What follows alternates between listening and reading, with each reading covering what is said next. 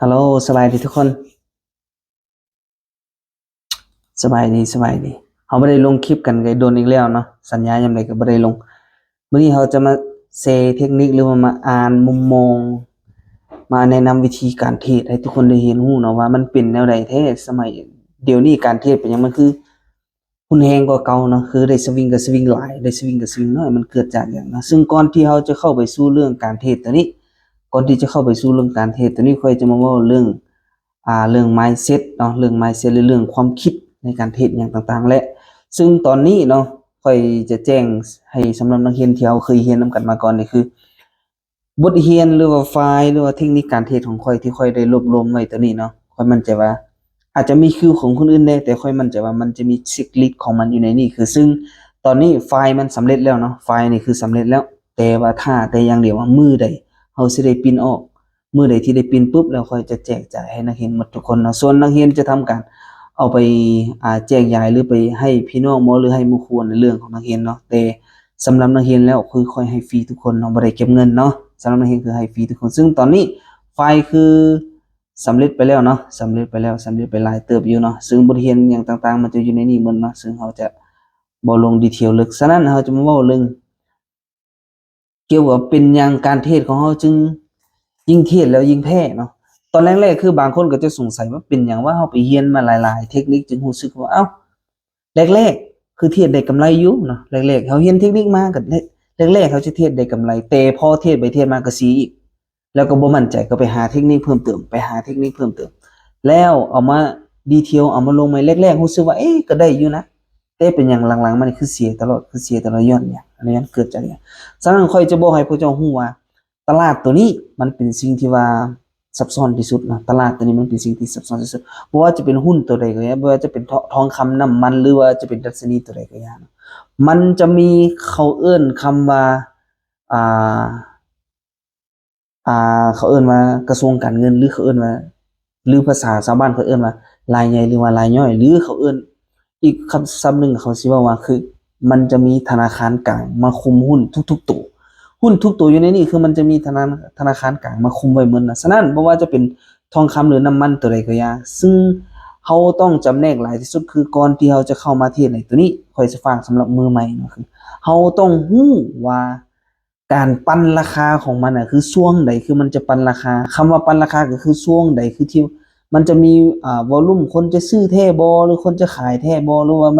มันจะขึ้นแท้บ่หรือมันจะลงแท้บ่นี่คือเราจะใช้เราจะเอาวิสัยทัศน์ตัวใดมาใช้หรือเขาจะเอาเทคนิคตัวใดมาจับหรือเขาจะเอาขบวนการตัวใดในการเข้าไปเก่งกำไรในนี้เนาะฉะนั้นเรื่องมือใหม่นี่ค่อยอยากให้ฝึกหลายที่สุดฉะนั้นเขาจะมาเว้าถึงคำว่าซึ่งหลายคนจะตั้งคำถามแล้วก็ส่งคำถามมาให้ค่อยในช่วงที่ว่าตอนค่อยอัปคลิปล่าสุดไปเขาเจ้าจะส่งคำถามมาถามว่าคือเรื่องการอ่านเนาะเรื่องการอ่านของส่วนเขาเอิ้นว่ารายย่อยหรือว่าแมงเม่านี่คือเขาจะเบิ่งในลักษณะใดและมันอยู่ในรูปแบบของแบบใดซึ่งค่อยสิเว้าให้พระเจ้าฮู้ว่าเรื่องคำว่ารายย่อยเนาะคำว่ารายย่อยหรือเขาเอิ้นภาษาศัพท์เทคนิคเขาเอิ้นว่า liquidity หรือว่า liquidity ตัวนี้เนาะซึ่งค่อยสิใช้เป็นคำศัพท์ง่ายๆก็คือรายย่อยฉะนั้นให้พวกเจ้าเข้าใจว่าก่อนที่เราจะเข้าไปเทรดในตลาดตัวนี้คือบางคนก็จะเฮ็ดคำศัพท์ออกมาคือจะมีรายย่อยเดมีรายใหญ่เดการเทรดแบบเจ้ามือเดการเทรดแบบเจ้าตลาดเดการเทรดแบบอ่าตามรายใหญ่หรือว่าตามธนาคารกลางเองต่างๆซึ่งค่อยสิบ่ให้พวกเจ้าฮู้ว่าในตลาดตัวนี้มันเคลื่อนย้ายด้วยวอลลุ่มหรือเคลื่อนย้ายด้วยสิกำลังแฮงซื้อแฮงขายของหลายๆคนมารวมกันเนาะซึ่งมันบ่เกี่ยวบางคนเชื่อว่ามีธนาคารกลางเข้าซื้อแล้วมีธนาคาร อันนั้นแหละถ้าจุดใดที่มีคนเข้าซื้อหลายๆกราฟก็จะขึ้นนะจุดใดที่มีคนเข้าซื้อหลายๆกราฟก็จะลงแล้วบางคนก็สิตั้งคำถามขึ้นมาว่ามีคนเซลล์หลายกราฟจะขึ้นมีคนเซลล์หลายกราฟจะขึ้นมีคนบายหลายกราฟจะลงซึ่งเหตุผลตรงนี้มันบ่เพียงพอเป็นเพียงแต่เว้าให้ดึงดูดจิตใจให้คนเข้ามาฟังหลายขึ้นที่สุดฉะนั้นในตัวจริงซึ่งในกราฟตัวจริงนี้ถ้าเฮาฮู้ว่าช่วงใดคือเป็นช่วงสะสมราคาคำว่าช่วงสะสมราคาตัวนี้เขาเอิ้นว่าช่วงที่กราฟ บ่มีวอลลุ่มเนาะก็หมายความว่าคือเป็นช่วงที่กราฟกำลังรอข่าวก็คือกราฟจะทำการไซด์เวย์หรือเขาเอิ้นว่าไซด์เวย์ซึ่งเราจะมาเรียนรู้เรื่องคำว่า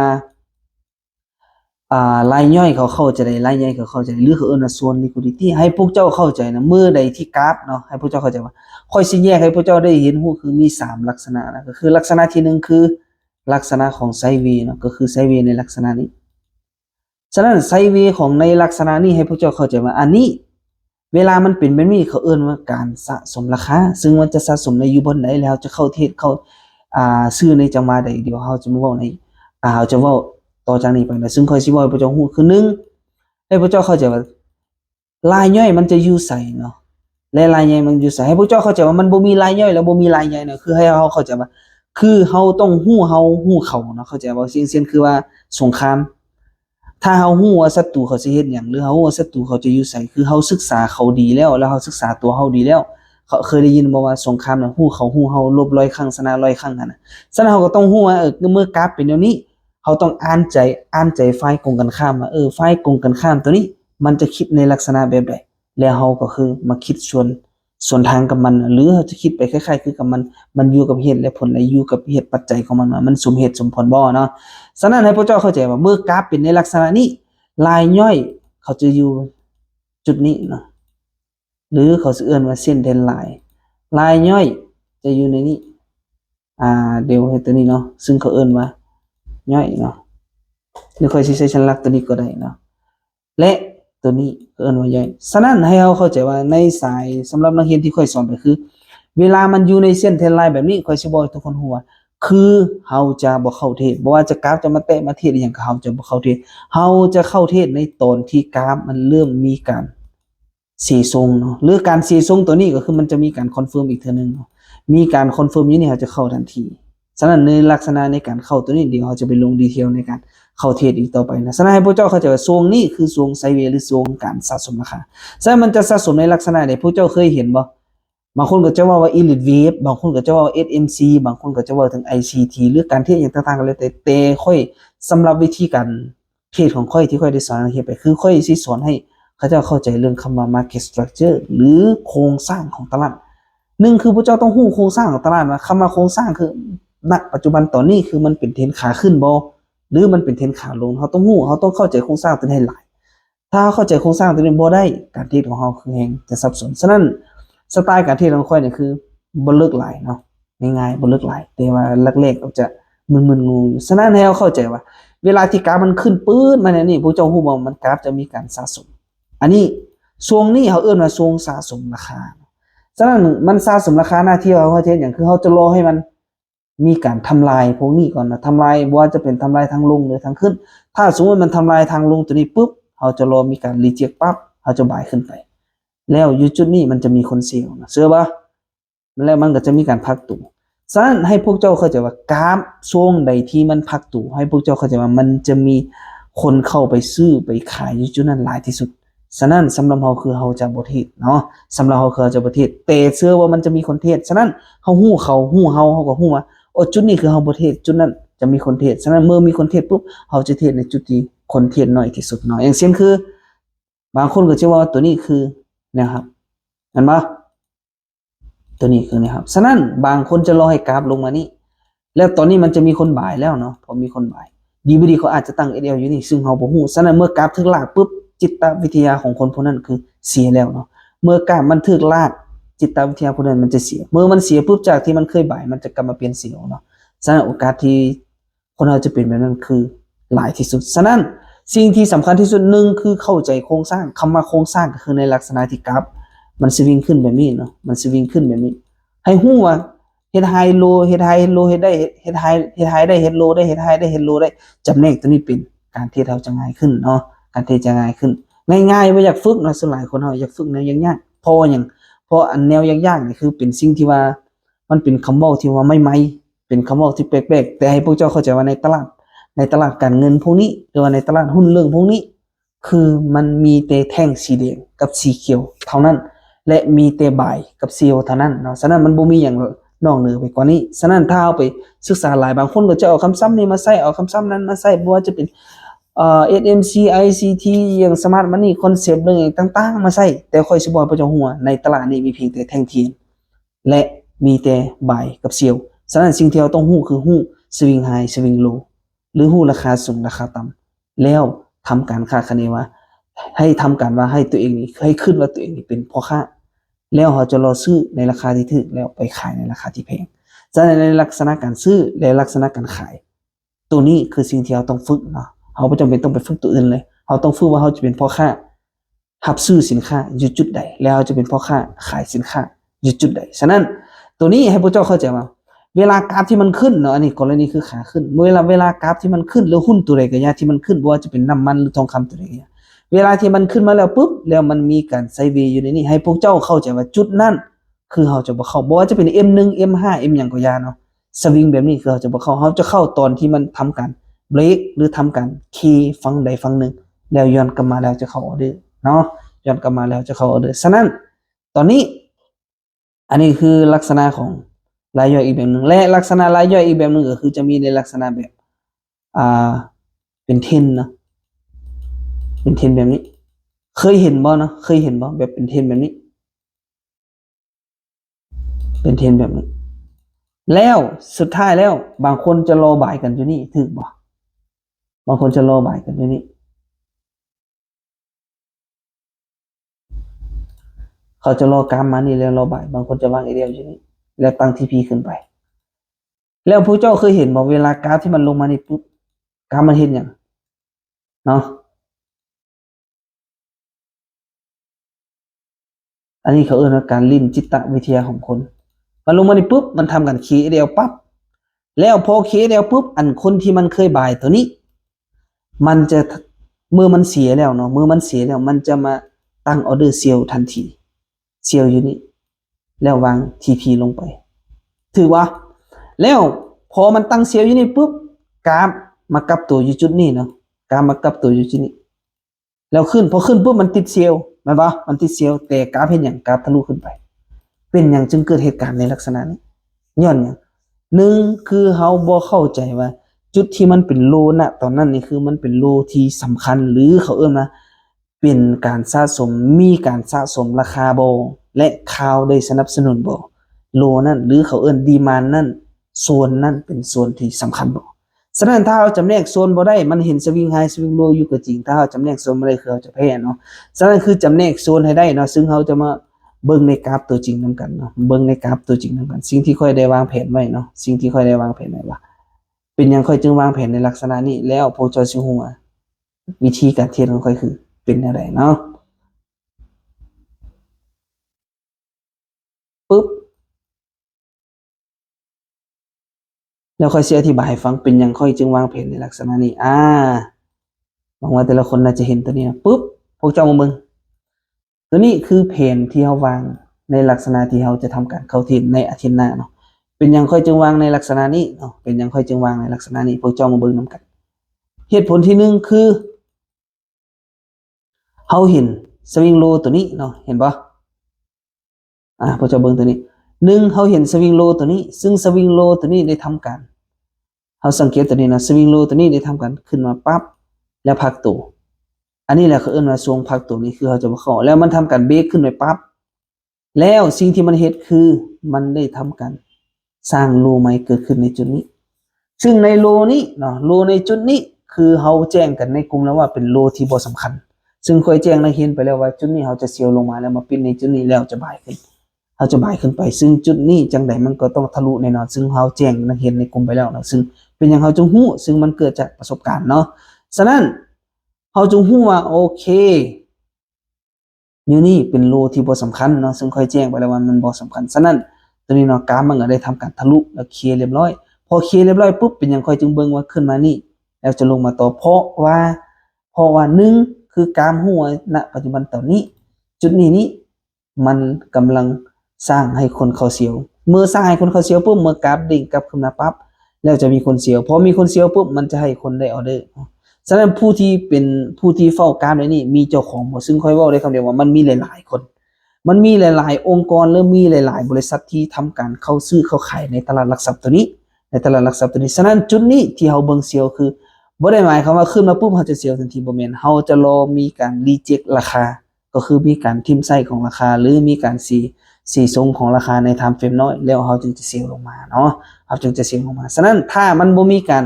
สีทรงเด้เนาะถ้าบ่มีการสีทรงก็คือ ถ้ากราฟเป็นในลักษณะนี้ซึ่งเฮาแจ้งบ่ายกันในกลุ่มไปแล้วเนาะเป็นในลักษณะนี้แล้วมันบ่สิส่งเฮามั่นใจได้เลยว่าจังไดกราฟก็ต้องขึ้นมาฮอดพี่ต้องขึ้นมาฮอดพี่ฉะนั้นไม่บ่ายของเฮาอยู่นี่คือปลอดภัยโอเคเนาะปลอดภัยเนาะแล้วเฮาจะเสียวอยู่ไสคือเฮาจะบ่เสียวตราบใดที่โครงสร้างของเฮายังบ่เสียทรงของราคาฉะนั้นวิธีการที่ค่อยเบิ่งเสียวในจุดนี้มาเบิ่งนี่เนาะค่อยเบิ่งเสียวในจุดนี้คือ1เฮาจะอาศัยโครงสร้างเฮาฮู้ว่าตัวนี้คือโครงสร้างหลักเฮาต้องฮู้ว่าโครงสร้างหลักอยู่ไสเนาะมาเบิ่งนํกันโครงสร้างหลักอยู่ไสและโครงสร้างย่อยอยู่ไสและอันใดคือโครงสร้างปัจจุบันและอันใดโครงสร้างที่เฮาคนนำใช้ที่สุดเฮาต้องฮู้ว่าปัจจุบันคือตัวใดเนาะเฮาต้องฮู้ว่าปัจจุบันคือตัวใดฉะนั้นเฮามาเบิ่งโครงสร้างของปัจจุบันซึ่งโครงสร้างปัจจุบันคือมันมาในฝั่งนี้เห็นบ่อันนี้คือโครงสร้างปัจจุบันให้พวกเจ้าเข้าใจว่าเส้นสีแดงตัวนี้เนาะซึ่งค่อยเขียนเป็นเส้นใหญ่เส้นสีแดงตัวนี้คือโครงสร้างปัจจุบันสีเขียวตัวนี้คือโครงสร้างปัจจุบันบ่แม่นปัจจุบันเป็นโครงสร้างหลักโครงสร้างหลักฉะนั้นโครงสร้างหลักตัวนี้เฮาต้องมาตั้งว่าจุดใดที่เป็นโลเป็นไฮเฮาต้องมาจำแนกตัวนั้นก่อนซึ่งตอนนี้เฮามาจำแนกเห็นว่าโอ้โครงสร้างหลักตัวนี้โลมันอยู่จุดนี้และอยู่นี่ก็มีโลอยู่จุดนี้ฉะนั้นจุดนี้โลนี้ถามว่าเฮาก็ใช้บ่ใช้เนาะแต่ว่าโลนี่ใช้ไปแล้วและบ่สามารถทรงแฮงขึ้นไปได้ก็หมายความว่าเห็นบ่โลนี่ทำการขึ้นมาปั๊บเบรกตัวนี้ได้เนาะและมันลงมาปั๊บซึ่งมันซึ่งใช้ไปแล้วพอใช้ปุ๊บที่จริงมันควรจะเด้งกลับขึ้นไปและสร้างไฮใหม่ได้แต่มันสร้างไฮบ่ได้เฮาจึงแจ้งนักเรียนว่าโลนี่เป็นโลที่บ่สำคัญเมื่อกราฟลงมาปุ๊บมันจะทะลุซึ่งมันก็ทะลุแน่ๆและแน่นอน 99% มีคนกดบ่ายจุดนี้แน่นอนและถือ SL ไปเรียบร้อยแล้วเนาะถือ SL ไปเรียบร้อยแล้วฉะนั้นถ้าเฮาเข้าใจโครงสร้างหลายๆที่สุดเฮาจะรู้สึกว่ามันเวิร์กแล้วเป็นหยังค่อยจึงเบิ่งเสียว1คือกราฟยังลงมาบ่ฮอดดีมานด์เป็นหยังจึงบ่ฮอดดีมานด์2เพราะว่ามันมีเบสอยู่จุดนี้นะซึ่งเห็นแท่งสีแดงบ่มาเบิ่งนํกันซึ่งมันมีเบสในจุดนี้เบสตัวนี้เป็นเบสที่ว่าหลักจิตวิทยาของผู้คนก็คือเมื่อกราฟมันลงมาฮอดในจุดนี้กราฟจะตั้งคำถามว่าจุดนี้พอจะมีคนเข้าซื้อบ่กราฟจะมีการมาพักตัวสักพักหนึ่งถ้ามีคนเข้าซื้อปุ๊บจุดนี้ถ้าได้ทรงขึ้นไปจะบ่ลงมาหาดีมานด์ตัวนี้อีกแล้วเนาะฉะนั้นถ้าเบียดจุดนี้มันจะสำคัญได้หรือบ่เบียดตัวนี้ต้องสามารถทะลุไฮนี้ให้ได้เนาะทรงแฮงขึ้นมาทะลุไฮนี้ให้ได้ถ้าทรงแฮงขึ้นมาทะลุไฮนี้บ่ได้ค่อยจึงสันนิษฐานในแผนเมื่อกี้นี่ว่ามันจะลงมาหาดีมานด์แล้วจึงค่อยกลับตัวขึ้นไปเป็นหยังเฮาจึงเบิ่งว่าจะลงมาหาดีมานด์แล้วกลับตัวขึ้นไปเพราะโครงสร้างหลักคืออยู่ฝั่งนี้เนาะให้เขาเข้าใจว่าโครงสร้างหลักมันอยู่นี่แต่โครงสร้างสำรองตัวนี้ยังบอกว่าเว้าแบบบ่สุภาพกูจะลงกูบ่ได้จะขึ้นกูจะลงนั่นบ่ฉะนั้นเฮามาจำแนกนํกันว่าระหว่างโครงสร้างหลักกับโครงสร้างปัจจุบันมันขัดแย้งกันเนาะมันบ่ได้ไปนํกันมันขัดแย้งกันเบิ่งดีๆนะมันขัดแย้งกันมันบ่ได้ไปนํกันฉะนั้นตอนนี้หน้าที่ของเฮาคือมีแต่เบิ่งเซียวไว้ก่อนจนกว่ามันจะลงมาฮอดนี้แล้วรอมีการรีเจ็คราคาก็คือการรีเจ็คราคาก็คือต้องรีเจ็คในลักษณะที่สีสูงของราคาแล้วเฮาจึงจะบายขึ้นไปเนาะบ่ว่าจะเป็นขาลงบ่ว่าจะเป็นขาเซียวหรือขาขึ้นเฮาจะใช้ในลักษณะเดียวกันเฮาจะใช้ในลักษณะเดียวกันเนาะเฮาจะใช้ในลักษณะเดียวกันฉะนั้นวิธีในการสังเกตว่าเฮาจะเซียว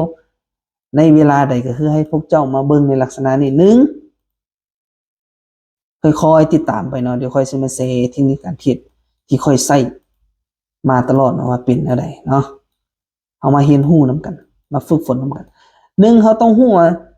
แท่งใดที่ว่ามันได้ทรงอิทธิพลลงมาแล้วทำลายโลก่อนหน้าได้คือโซนนั้นเฮาจะกลายเป็นโซนที่สำคัญแล้วเฮาจะรอให้กราฟขึ้นมาเทสแล้วมีการสีทรงของราคาแล้วเฮาจะทำการเซียวเนาะซึ่ง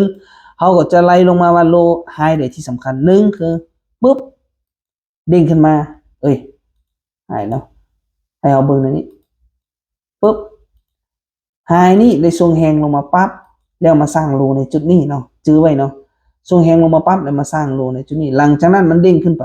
โลนี่ได้ทรงแฮงเด้งขึ้นมาปั๊บแต่บ่สามารถที่สร้างไฮได้ให้เฮาเข้าใจเลยว่าเมื่อลงมาปุ๊บเฮาจะบ่เข้าบายเด็ดขาดแต่จะมีคนบายเนาะแต่จะมีคนบายฉะนั้นมือกราฟ ขึ้นมาปั๊บแล้วลงมาปึ๊บแล้วมาจุดนี้แล้วเด้งกลับให้เราเข้าใจว่าไฮนี่กับโลนี่เฮาก็บ่เข้าเทศคือกันเนาะเฮาก็บ่เข้าเทศคือกันเพราะว่าหยังเพราะว่าไฮลงมาก็บ่สามารถสร้างโลใหม่ได้โลขึ้นไปก็บ่สามารถสร้างไฮใหม่ได้ก็หมายความว่าตัวนี้มันบ่ฮู้ว่ามีคนเคยสอนให้พระเจ้าบ่เนาะก็หมายความว่าโลใดหรือไฮใดที่บ่สามารถทรงแฮงขึ้นไปแล้วทำลายไฮเก่าหรือโลเก่าได้แสดงว่าตัวนั้นคือส่วนที่โลกให้คนเข้าไปบ่ายและไปเซียวก็หมายความโลกให้ไปบ่ายไปเซียวนั่นแหละก็คือหมายความว่าเมื่อกราฟขึ้นมาฮอดนี้ปุ๊บอยู่จุดนี้จะมีคนเซียวลงมาแล้วพอลงมาฮอดนี้ปุ๊บจะมีคนบ่ายขึ้นไปสุดท้ายแล้วมันจะคีทั้งบ่ายและจะกลับขึ้นมาคีทั้งเซียวก็คือ2ตัวนี้แล้วจะทุบลงเนาะมันจะทุบลงฉะนั้นเราต้องเข้าฮู้เขาก็หมายความว่าเราต้องอ่านฝ่ายตรงข้ามเพราะตลาดนี้มันมี2คนเนาะมันมีทั้งผู้ซื้อและมีทั้งผู้ขายฉะนั้นเราต้องเข้าใจว่ามื้อใดที่เราจะทำการเข้าซื้อหุ้นตัวใดตัวหนึ่งนี้เราต้องรู้ว่ามื้อค่อยซื้อในจุดนี้ไปฝ่ายตรงกันข้ามมันก็สิซื้อกับค่อยบ่หรือมันจะบ่ซื้อซึ่งเราจะบ่ฮู้ 100% ว่ามันจะซื้อหรือบ่ซื้อแต่เราจะใช้ในหลักการเราจะใช้เทคนิคตัวนี้หรือเราจะใช้หลักการในการคิดแล้วก็ใช้จินตนาการในการค้นคว้าว่าเมื่อค่อยเข้าซื้อในจุดนี้มีหลายคนจะซื้อนำค่อยบ่หรือค่อยเป็นคนเดียวที่จะซื้อฉะนั้นเราสามารถตอบได้ว่าคือ1เมื่อใดที่เราเห็นนะครับแนวต้านอยู่นี่หลายๆก็หมายความว่าโอ้มีคนซื้อหลายถ้ามีแนวต้านหลายหรือมีดีมานด์รอหลายคือหมายความว่ามีคนเข้าซื้อหลายถ้ามีคนเข้าซื้อหลายเขาก็ต้องรอหรือลิ้นต่ำกว่าดีมานด์ตัวนั้นจึงจะได้เปรียบฉะนั้นให้พวกเจ้าสังเกตเบิ่งนี่เนาะโลนี้ปุ๊บกับโลนี้เวลากราฟมาลงมาในปุ๊บถ้าเราเข้าใจแล้วว่าโอ้อยู่นี่มีโลมันต้องมีคนบ่ายแต่พอมีคนบ่ายเราต้องรู้ว่าเมื่อมีคนบ่ายเขาคิดว่าเขาจะมีคนบ่ายคนอื่นก็ต้องบ่ายในจุดที่เขาขึ้นเหมือนกันฉะนั้นเมื่อมีคนบ่ายกราฟมันลงพอลงปุ๊บมีอีกโลนึงก็จะมีคนบ่ายแล้วเป็นอย่างมันจึงมาเด้งในจุดที่มันบ่มีโลใครเคยนึกภาพตัวนี้ออกบ่เป็นอย่างมันจึงมาเด้งในจุดที่มันบ่มีโลเพราะว่าอย่างเพราะมันค่าทิ่มหมดแล้วมันเคลียร์หมดแล้วโอเคฉะนั้นค่อยจึงสอนให้นักเรียนทุกคนว่าเราจะเข้าซื้อเข้าขายเราจะเข้าในราคาที่ต่ำกว่าโลและสูงกว่าไฮเท่านั้นเนาะต่ำกว่าโลและสูงกว่าไฮเท่านั้นฉะนั้นในมืออื่นหรือว่าในอาทิตย์หน้าเราจึงตั้งโซนกันขึ้นมาว่าจุดนี้เราจะเบิ่งเสียวเป็นหยังเราจึงเบิ่งเสียวคำถามซึ่งความหมายคำว่าเบิ่งเสียวก็บ่ได้หมายความว่าขึ้นมาปุ๊บแล้วเสียวปั๊บบ่แม่นเนาะขึ้นปุ๊บเสียวปั๊บบ่แม่นคือเราจะรอให้มีการรีเจ็คก็คือเราจะรอให้ราคาปึ๊บขึ้นมาปึ๊บแล้วมีการเสียทรงในไทม์เฟรมน้อยเขาเสียวลงทันทีแต่บ่มีการเสียทรงปุ๊บให้เข้าใจว่ากราฟเข้าสู่ในโหมดที่ว่าเริ่มจะเคคนเสียวเนาะเพราะว่ามันเคบ่ายเรียบร้อยแล้วเนาะซื้อ2จุดนี้คือมันเคเรียบร้อยแล้วฉะนั้นมันจะเริ่มเคคนเสียวเคเมื่อเคบ่ายมันจะเคเสียวพอเคบ่ายเคเสียวเรียบร้อยมันจะทำการโฟเบกหรือเขาเอิ้นว่ารีเจ็คราคาเนาะหรือภาษาอังกฤษก็เอิ้นว่า fallback ก็คือทำการรีเจ็คราคาก็คือดีดปุ๊บทำลายพวกนี้แล้วจะทำการทิ่มไส้แล้วทุบลงมาหนักกว่าเก่าอีกเนาะฉะนั้นถ้าเราบ่เข้าใจโครงสร้างหรือเราอ่านโครงสร้างบ่เป็นเราจะตกเป็นเหยื่อของมันเรื่อยๆไปก็คือเราจะกลายเป็นคนกลุ่มนี้ก็คือกลายเป็นคน1 2แล้วก็1 2คือรอบ่ายรอเสียวแล้วเราก็จะแพ้ซ้ำๆฉะนั้นมันจะมีหลายคนมาบอกว่าเราต้องฝึกซ้ำๆฝึกเรื่อยๆค่อยสิบ่ให้พวกเจ้าฮู้ว่าคือซึ่งค่อยนี่เคยเตือนนักเรียนมาตลอดว่าให้พวกเจ้าเอาเทคนิคใดเทคนิคนึงที่พวกเจ้าคิดว่า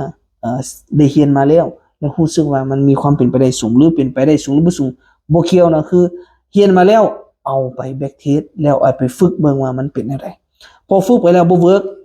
ทุกออเดอร์ที่พวกเจ้าเข้านั่นนะพวกเจ้าต้องเขียนจดเมียนเขียนแล้วจดเมียนแล้วถามว่าเวลาที่พวกเจ้าแพ้นี่คือมันแพ้ย้อนหยังแคปจอตอนนั้นแล้วมาตั้งไว้แล้วเอาบิ๊กมาแต้มไปแต้มมาว่ามันเกิดจากแท่งตัวนี้บ่หรือมันมีข่าวมาแทรกซ้อนบ่หรือมันมีอีหยังเกิดขึ้นซึ่งค่อยฝึกตอนค่อยเริ่มมันค่อยฝึกแบบนั้นจนขอบตาค่อยนี่ปานคนติดยาเนาะปานคนติดยาฉะนั้นจน